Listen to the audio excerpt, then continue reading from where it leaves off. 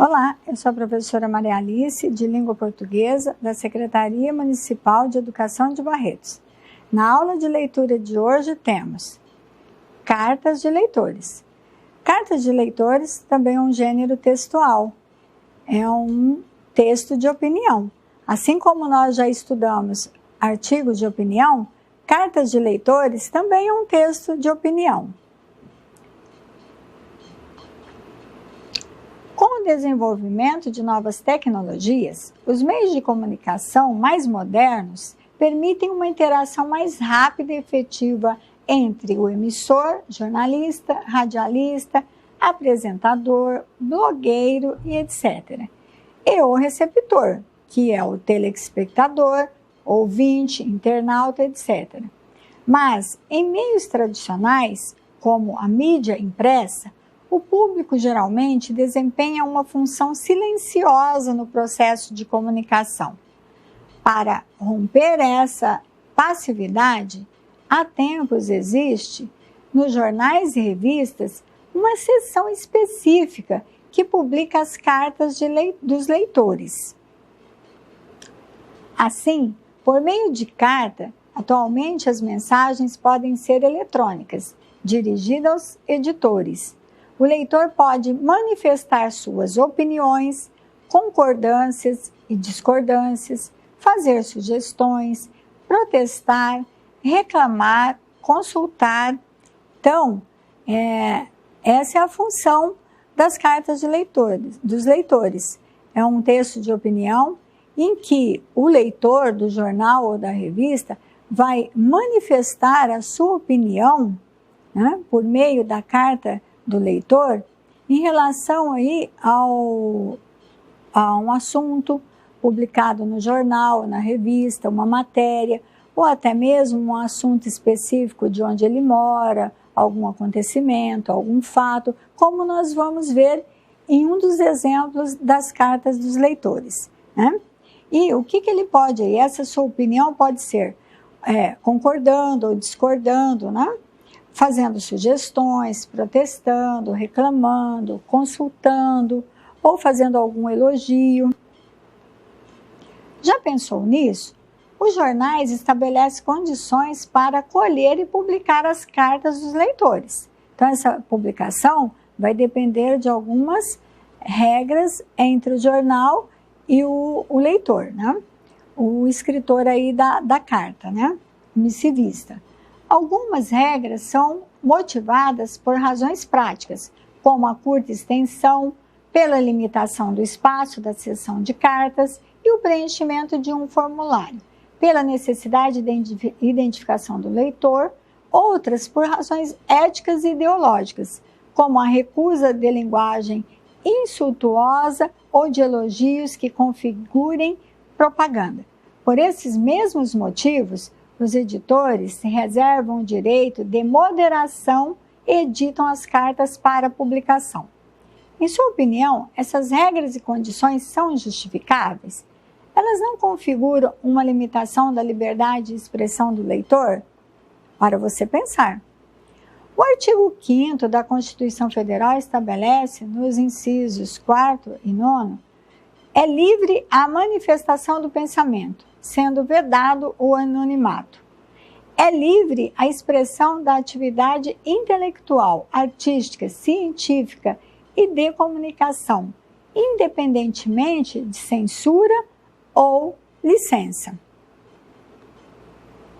Vamos ler agora a carta do leitor. Carta 1. Valdíria, 1 de 2017, às 19h12. Comentou em Cinemagine. Cinépolis, faz sessão 4D gratuita para deficientes visuais em Salvador. Olá, só uma sugestão. Eu sei que as nomenclaturas mudam e é difícil estar antenado a essas questões e talvez o próprio site mandou o release se referindo à pessoa cega dessa forma. Porém, ao invés de falar deficiente visual, termo que, assim como outros, entraram em desuso. Vocês poderiam utilizar o termo pessoa com deficiência visual ou pessoas cegas, ou até mesmo cegos. Vocês conhecem o projeto Pra Cego Ver, da baiana Patrícia Braille? Lá na página dela tem várias informações úteis nesse sentido.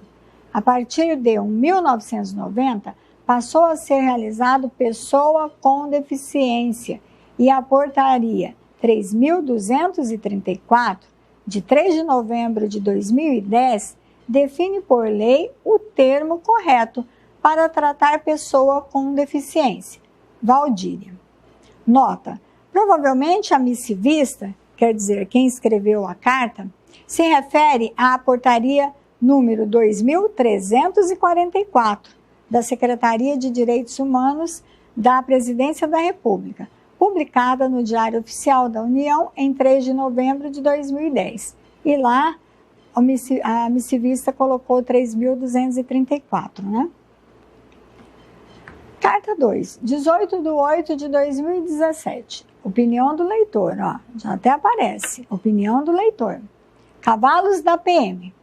Com o devido respeito que tenho pelas autoridades, em especial pelos soldados da PM, Polícia Militar, não posso aceitar a falta de bom senso dos soldados da cavalaria que patrulham o Lago Igapó 2. É inadmissível que as calçadas, onde usamos toda a comunidade para a caminhada diária, seja local para os cavalos defecarem. A sujeira das fezes desses animais é uma constante nas calçadas, que, além do péssimo visual, exala cheiro desagradável e precisa cuidado para não sujar os tênis. Vejo que a maioria dos donos de cães se preocupam em carregar uma sacola plástica para recolhimento da sujeira de seus animais. E a sujeira dos cavalos, que representa muito mais, como fica? R.P. da Silva, aposentado, Londrina. Carta 3, 26/9/2017. Carta do leitor editorial, J.A. Rodrigues. Mais uma vez venho parabenizá-los pelo excelente editorial de domingo. Quero virar, os outros que se virem. Uma vez mais conclamamos. A educação vem do berço e a do trânsito é uma extensão. Os centros de formação de condutores também podem colaborar, batendo na tecla que gentileza gera gentileza. Simples assim. Trate o próximo como você gostaria de ser tratado. J. Rodrigues, por e-mail. Vamos ver a atividade aí. Características das cartas de leitores. Não há regras rigorosas para a elaboração de uma carta de leitor. Mesmo os elementos mais comuns do gênero, carta, data, saudação, despedida, são frequentemente cortados na edição do texto. De modo geral, as cartas de leitores possuem as seguintes características. A finalidade explícita. Qual seria essa finalidade? Opinar, dar opinião, debater, contestar, aprovar, elogiar, concordar, reclamar, criticar, consultar e etc. Manifestação de opinião, sustentada por argumentos. Lembre-se, o texto de opinião sempre apresenta argumentos para convencer o leitor ou o ouvinte, né? Temas atuais. Como todo texto jornalístico, sempre traz temas atuais, né? Que é próprio aí, né? Um item próprio da linguagem jornalística. Extensão, texto curto, geralmente limitado pelo pequeno espaço reservado para a publicação. Então, se você envia uma carta do leitor muito extensa, o editor do jornal ou da revista vai editar as principais partes, né? Porque existe um espaço reservado para essas cartas dos leitores.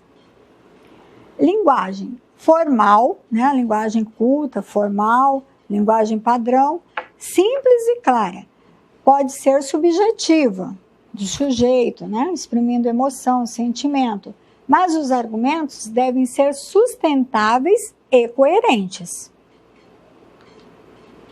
Agora vamos discutir as seguintes questões sobre as 3 cartas de leitores. 1.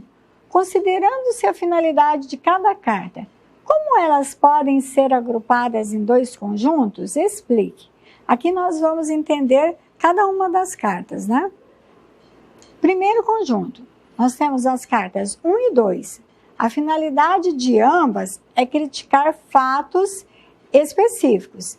A linguagem de uma matéria, né, publicada lá, né, do termo deficiente visual, né, que já caiu em desuso, e a forma atual é pessoas com deficiência, né?